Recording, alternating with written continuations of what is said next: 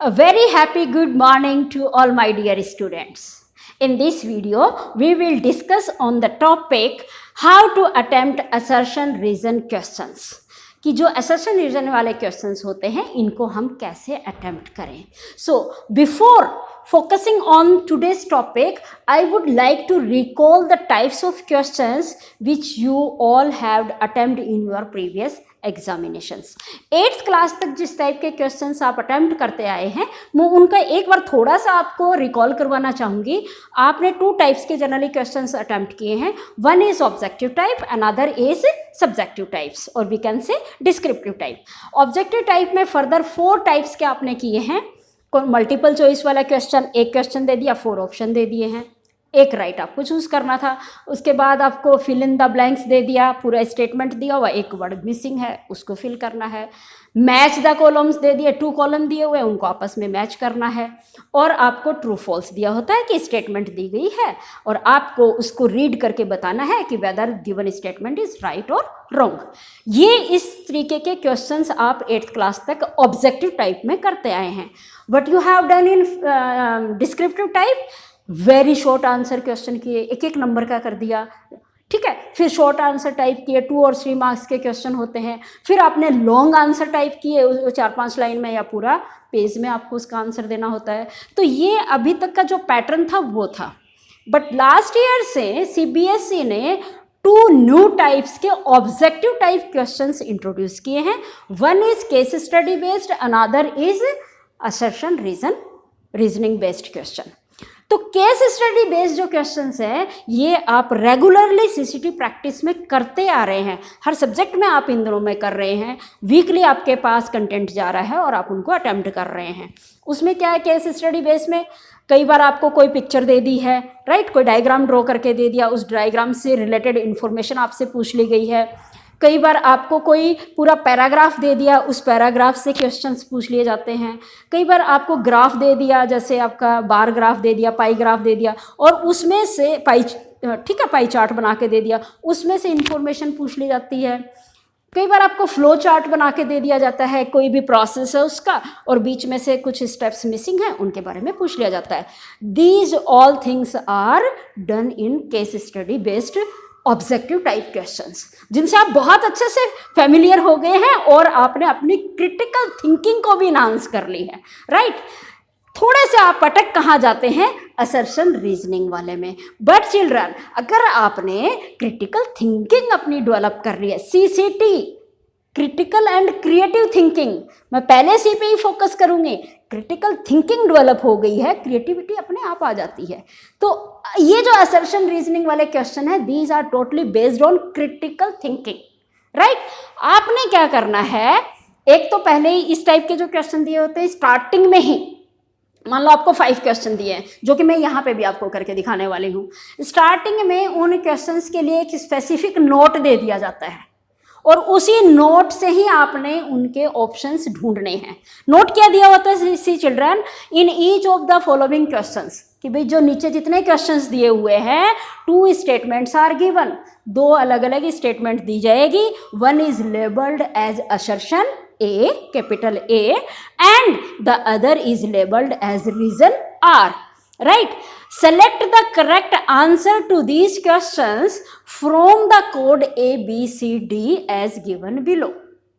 This is the note. ये information आपको दी जाती है कि भाई नीचे 2 स्टेटमेंट दी गई हैं. असर्शन का मतलब कोई भी स्टेटमेंट, कोई सेंटेंस दे दिया, रीजन का मतलब उसका कारण दिया हुआ है.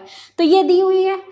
अब वो आपने पढ़नी है, समझनी है उसको, और उसके बाद में से ये जो 4 ऑप्शंस हैं इनमें से कोई एक को चूज करना है, ठीक है. अभी बच्चे मल्टीपल चॉइस क्वेश्चनों में ही घूम रहे होते हैं तो असर्शन रीजन बेस्ड क्वेश्चन नहीं कर पाते. तो क्या होएगा बेटा कि जैसे मान लो आपने दोनों स्टेटमेंट को पढ़ा, अगर दोनों सही हैं तो आपका ए ऑप्शन आ जाएगा. क्या, both A and R are correct and R is the correct explanation of A.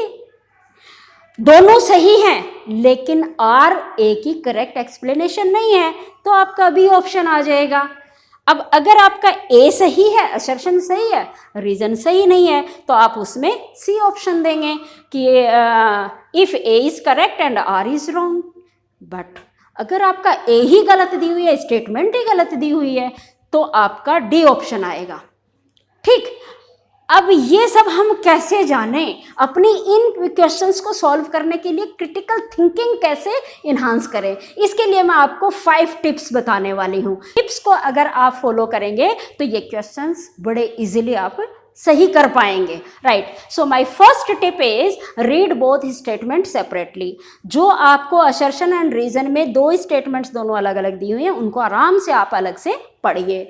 Right the answer of assertion, question जो दिया हुआ है, मतलब जो असर्शन दिया हुआ, क्वेश्चन नहीं होएगा इसमें, असर्शन जो दी हुई है उसका आंसर अगर कोई आपके दिमाग में चल रहा है तो आप लिख लीजिए। फॉर एग्जाम्पल मैंने यहाँ पे एक असर्शन एंड रीजन की 2 स्टेटमेंट लिखी हुई है। My assertion is solid CO2 is called dry ice. Yes, ये आपने पढ़ा हुआ है चैप्टर में, तो इस स्टेटमेंट में आपको आंसर भी बीच में ही दिया हुआ है, तो आप समझ जाएंगे कि हाँ ये ठीक है।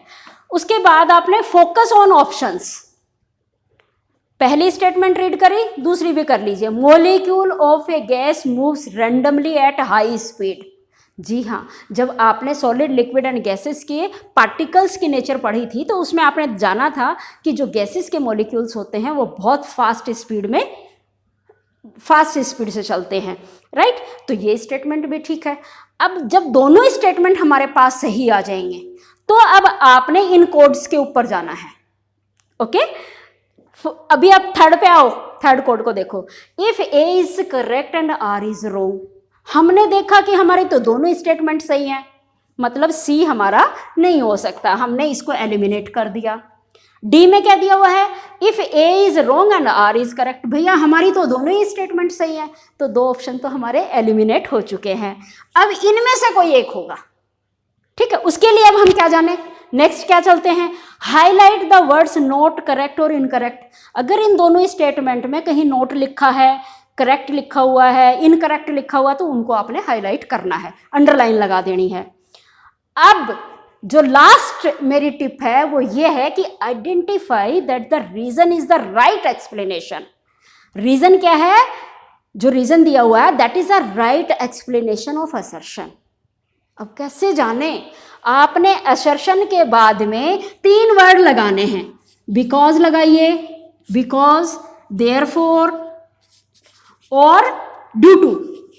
इन तीनों वर्ड्स को लगा के आप देखो कि मेरा स्टेटमेंट ठीक बैठ रहा है, ये जुड़ रही है, कहानी बन रही है कोई। देखो जरा, solid CO2 is called dry ice because molecule of gases move randomly at high speed.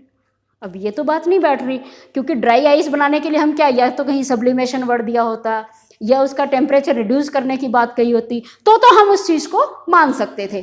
तो अब यहाँ पे दोनों स्टेटमेंट हमारी इंडिपेंडेंटली करेक्ट हैं, बट जो आपका रीजन है that is not the right explanation of assertion.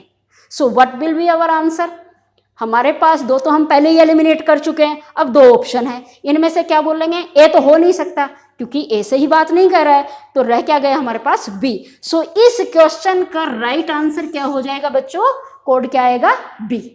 Hope ये यहाँ तक बात समझ में आ गई होगी। अब मैं आपको और 2-3 क्वेश्चंस बता देती हूँ और उसमें से इसको हम किस तरीके से हम आंसर्स को चूज करेंगे वो बताने जाए। Now we will try to find out the answer of question number 2. Here the assertion is given, colloidal particles are big enough to scatter light. क्या दिया हुआ हमें कि जो कोलोइडल के पार्टिकल्स हैं वो लाइट को स्कैटर करने के लिए बिल्कुल फिट होते हैं, काफ़ी उनका बड़ा साइज होता है। और हमने जब कोलोइडल की प्रॉपर्टीज की थी तो उसमें इस बात को भी देख लिया था कि yes, colloidal solutions can scatter the beam of light, right. Reason क्या दिया हुआ है, composition of a compound is the same throughout, बिल्कुल राइट दिया हुआ है कि उस कंपोजिशन जो है उसका सॉल्यूशन का वो पूरे में बिल्कुल सेम होता है, तो रीजन भी ठीक दिया हुआ है। अब ट्रिक पे ही आपने फॉलो करना है, दोनों स्टेटमेंट को आपने रीड किया, बोथ आर करेक्ट। तो जब दोनों सही हैं तो हम सी और डी को तो देखेंगे ही नहीं, भाई दोनों हमारी स्टेटमेंट सही हैं, इनको हमने एलिमिनेट कर दिया।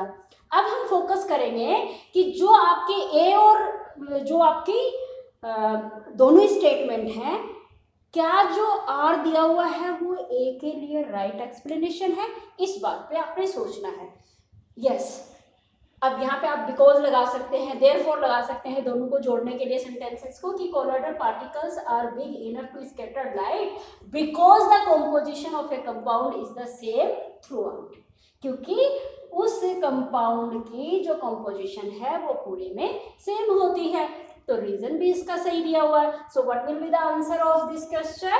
That is the option A, both are true and R is the correct explanation of ए।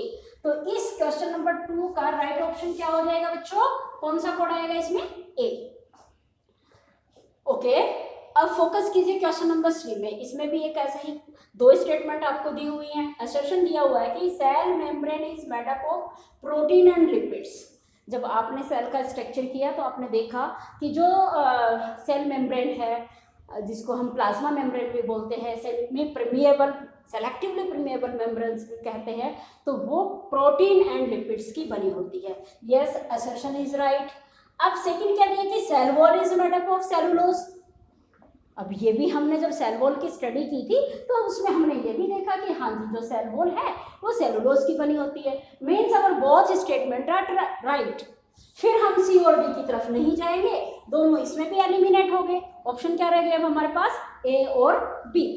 अब ये देखेंगे कि जो रीजन दिया हुआ है क्या वो असर्शन का राइट एक्सप्लेनेशन दे रहा है। दोनों स्टेटमेंट सही हैं, बट दोनों और करेक्ट हैं, दोनों करेक्ट हैं, but reason is not the correct explanation of assertion. So what will be our option? Our option will be B. तो इसमें हमारा ऑप्शन क्या आ जाएगा बच्चों? B.